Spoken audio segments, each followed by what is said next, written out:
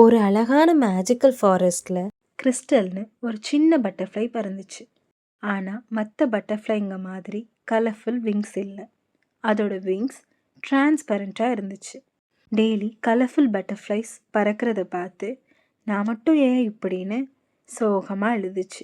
ஒரு நாள் rainbow fairy வந்து சிரிச்சிட்டே சொன்னாங்க, உன் விங்ஸுக்கு கலர் இல்லைன்னு யார் சொன்னா?